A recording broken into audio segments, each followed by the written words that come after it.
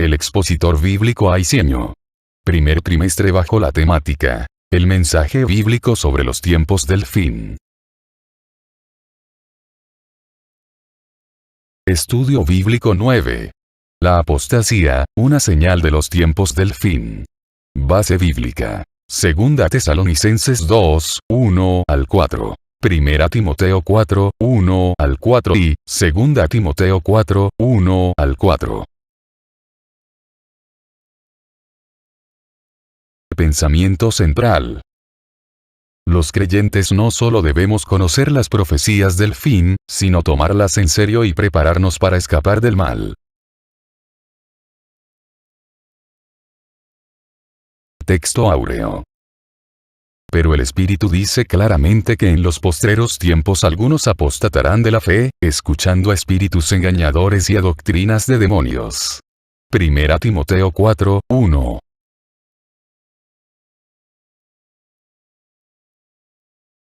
Datos generales acerca del tema. Enseñanza. Es imposible evitar que la apostasía aparezca en estos tiempos, pero sí podemos escapar del error si retenemos la sana doctrina. Autor. Segunda Tesalonicenses fue escrita por Pablo, al igual que Primera y Segunda de Timoteo. Personajes: el Espíritu Santo, Pablo; los creyentes, los falsos maestros, Timoteo. Fecha: Segunda Tesalonicenses fue escrita entre el 52 y 53 después de Cristo. En cuanto a Primera Timoteo, entre el 65 y el 66 después de Cristo. En relación con Segunda Timoteo, alrededor del 67 después de Cristo. Lugar: Segunda Tesalonicenses fue escrita desde Corinto. Primera Timoteo, probablemente desde Filipos, y Segunda Timoteo se cree que fue escrita desde Roma durante el segundo encarcelamiento de Pablo. Introducción. Toda la Escritura es inspirada por Dios y en ella encontramos las doctrinas cardinales de nuestra fe. Sin dudas, una de ellas es la segunda venida de Cristo. Mas, hay un marcado énfasis sobre este tema en la necesidad que nos mantengamos alertas ante la apostasía. Tanto Jesús, como los apóstoles, nos advierte a no dejarnos engañar. El Señor dejó claras señales en la palabra para ayudarnos a observar los tiempos y así saber la cercanía de su venida. En nuestro estudio quedará claro que lo más importante no es saber exactamente cuándo ocurrirá, sino estar preparados en todo tiempo. El Evangelio careciera de prestigio si la conducta cristiana estuviera determinada únicamente por el temor a quedarnos cuando suene la trompeta final. Por tanto, el propósito consiste en madurar nuestra fe, de modo que, si el Señor viniera hoy, o si demora un tiempo más, nuestra fe sea firme y la esperanza de su venida se convierta en nuestro gozo.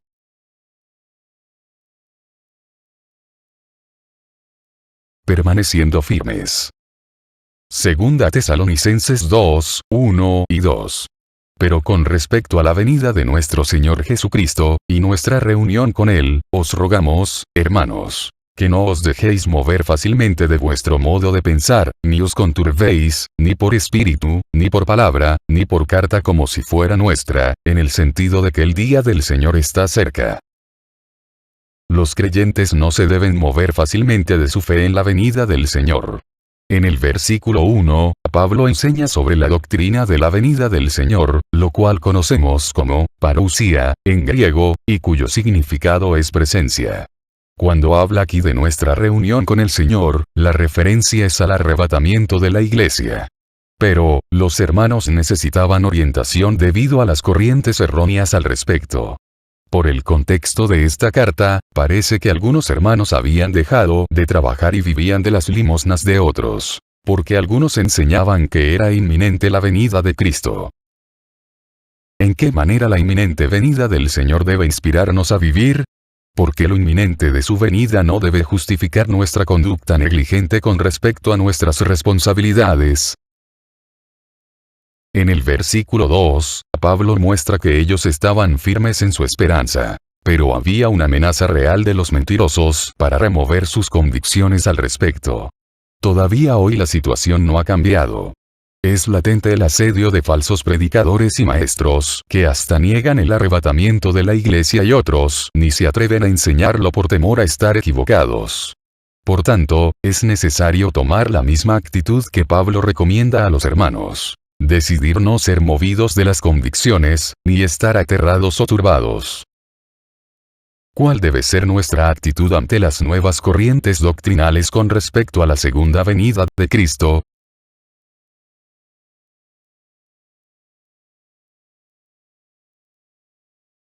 La apostasía y el anticristo. Segunda Tesalonicenses 2, 3 y 4. Nadie os engañe en ninguna manera, porque no vendrá sin que antes venga la apostasía, y se manifieste el hombre de pecado, el hijo de perdición, el cual se opone y se levanta contra todo lo que se llama Dios o es objeto de culto, tanto que se siente en el templo de Dios como Dios, haciéndose pasar por Dios. Una verdad bíblica que no podemos obviar es que la manifestación del anticristo será previa a la segunda venida del Señor. Según el contexto de nuestro estudio, algunos enseñaban que la venida del Señor ocurriría en aquellos mismos días. Pero Pablo les aclara que algunos eventos ocurrirán previos a la venida del Señor. Si los santos aprendían el orden escatológico que el apóstol les escribió, de ninguna manera serían engañados. La segunda parte del versículo 3, pone en orden los eventos. Primero, vendrá la apostasía. La palabra griega traducida como apostasía, significa, rebelión, revuelta, abandono y defección. Por tanto, es fácil ver que todo ello está en boga hoy. Aun iglesias que habían guardado con firmeza los fundamentos de la fe, ahora han dado rienda suelta al error. ¿Cuál es el orden escatológico descrito en estos versos con respecto a la segunda venida de Cristo? Pablo advierte que ya está en acción el misterio de iniquidad, sin embargo, la persona del anticristo se manifestará plenamente cuando la iglesia sea quitada. Sin dudas, es el Espíritu Santo el guiador de la iglesia, quien hasta ahora detiene la manifestación del hijo de perdición. Por tanto, el orden parece ser el siguiente. Primero, la aparición de la apostasía final, luego, el arrebatamiento de la iglesia, entonces, la manifestación del hombre de pecado, finalmente, la segunda venida visible de Cristo. Frente a esta verdad debemos decidir estar preparados. ¿Con qué otra referencia bíblica podrías evidenciar el arrebatamiento de la iglesia?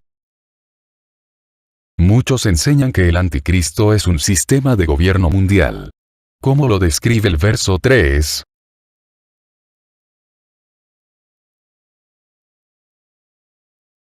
La advertencia del Espíritu. Primera de Timoteo 4, 1 y 2. Pero el Espíritu dice claramente que en los postreros tiempos algunos apostatarán de la fe, escuchando a espíritus engañadores y a doctrinas de demonios, por la hipocresía de mentirosos que, teniendo cauterizada la conciencia, el Espíritu indica cuán peligroso es dar oído a los falsos maestros. Por ello, el versículo 1 da por sentado que la advertencia viene en forma clara de parte del Espíritu Santo. Nunca la voz del Espíritu es imprecisa. El término fe, aquí está usado con la idea de doctrina.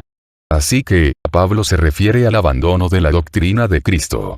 En la segunda parte del versículo 1, se muestra el peligro de dar oído a las falsas doctrinas. Los creyentes deben filtrar bien lo que oyen. Así lo recomendó Cristo. Lucas 8, 18. Es necesario discernir los errores que se escuchan envueltos en un poco de verdad. Sabemos que el Espíritu Santo nos guía a la toda verdad. Juan 16, 13. De inmediato se advierte sobre la voz de los falsos maestros, que hablarían inspirados por espíritus engañadores. Es una estrategia demoníaca presentar la mentira de forma engañosa, a tal manera, que parezca verdad. Pablo menciona también la amenaza de las doctrinas de demonios. Toda enseñanza que quite a Cristo del centro de la predicación, es diabólica. Así, también, toda doctrina que contradiga lo que está establecido en la palabra, proviene de los demonios. ¿Quién origina la advertencia? ¿Cuál es el peligro del que se advierte? ¿Cómo se produce la apostasía?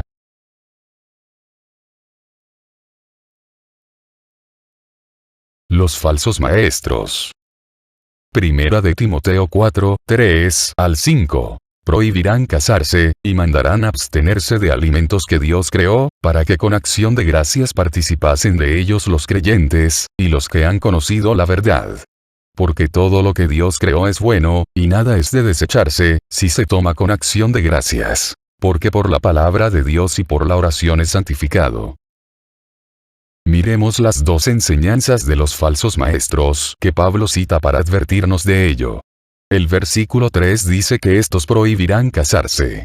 Con ello, van en contra de las escrituras, las cuales muestran el matrimonio entre un hombre y una mujer como un diseño divino. Génesis 1, 28. 2, 4, 9.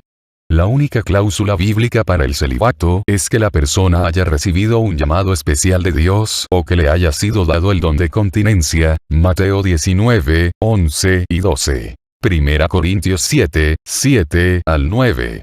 Sabemos que los gnósticos griegos creían que el espíritu era bueno, pero el cuerpo, irremediablemente malo.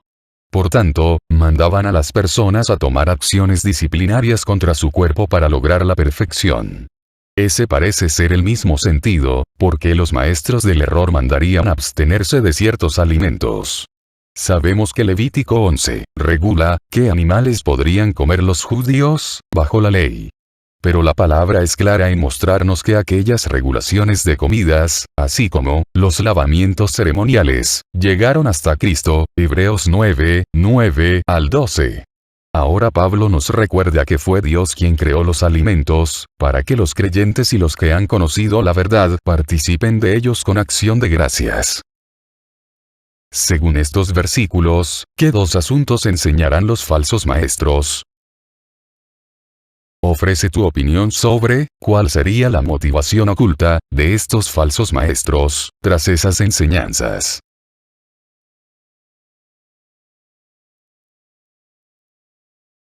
Antídoto contra la apostasía. 2 Timoteo 4, 1 y 2. Te encarezco delante de Dios y del Señor Jesucristo, que juzgará a los vivos y a los muertos en su manifestación y en su reino, que prediques la palabra, que instes a tiempo y fuera de tiempo. Redarguye, reprende, exhorta con toda paciencia y doctrina. Los ministros del Señor tienen la responsabilidad de predicar la palabra. Cuando Pablo ruega a Timoteo de forma imperativa hacer alguna labor, usa la frase delante de Dios. 1 Timoteo 5, 21. 6, 13. 2 Timoteo 4, 1. Todos los que sirven en el santo ministerio tienen el deber de hacerlo todo en la presencia de Dios. El saber que tendremos que rendir cuenta nos ayudará a ministrar en el temor del Señor. Ese es el sentido con que debemos asumir el deber de predicar la palabra, como aparece en el versículo 2. El centro de nuestra predicación debe ser Cristo.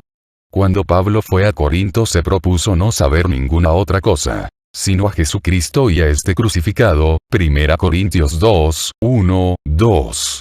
Parte del avance de la herejía en la iglesia contemporánea se debe al abandono de una predicación cristocéntrica. Debemos ser cautelosos al respecto. ¿Cuál es el sentido con que debemos asumir el deber de predicar? ¿Cuál es la causa del auge de la falsa doctrina en la iglesia contemporánea? En la última parte del versículo 2 Pablo ordena a Timoteo que inste a tiempo y fuera de tiempo. Instar es urgir la pronta ejecución de una cosa. También debía redarguir, que implica poner a prueba. A los que persistan en pecar, Timoteo los debía reprender. 1 Timoteo 5, 20. Debe, además, exhortar, que significa animar. Ahora, al ministrar a los creyentes, los obreros deben hacerlo con toda paciencia y doctrina. Ser pacientes con los hermanos es una muestra de madurez.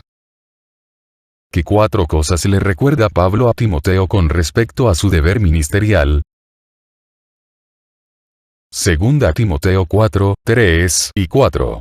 Porque vendrá tiempo cuando no sufrirán la sana doctrina, sino que teniendo comezón de oír, se amontonarán maestros conforme a sus propias concupiscencias, y apartarán de la verdad el oído y se volverán a las fábulas.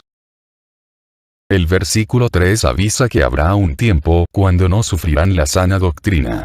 El término sana, nos hace entender cuán saludable es la doctrina cristiana. Por ejemplo, Pablo dijo que las palabras de nuestro Señor Jesucristo son sanas, 1 Timoteo 6, 3. Luego, exhortó a Timoteo que retuviera las sanas palabras que había oído de él, 2 Timoteo 1, 13. También le mostró a Tito que la palabra fiel debe constituirse en la sana enseñanza de los ministros, Tito 1, 9. La actitud de los siervos de Dios al ministrar debe ser guiada por estos valores irrevocables de la palabra. El ministrar la palabra sana contribuye a lograr una iglesia sana. La advertencia es que en los postreros días habrá indolencia en cuanto a dicha necesidad. En la segunda parte del versículo 3, se avisa la proliferación de falsos maestros. Ellos aparecerán cuando habrá comezón de oír.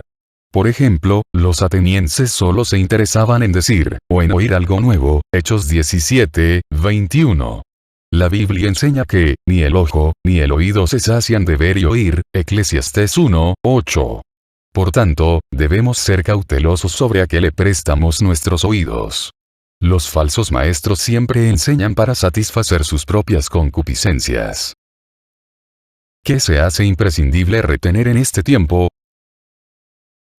¿A qué responde la proliferación de los falsos maestros?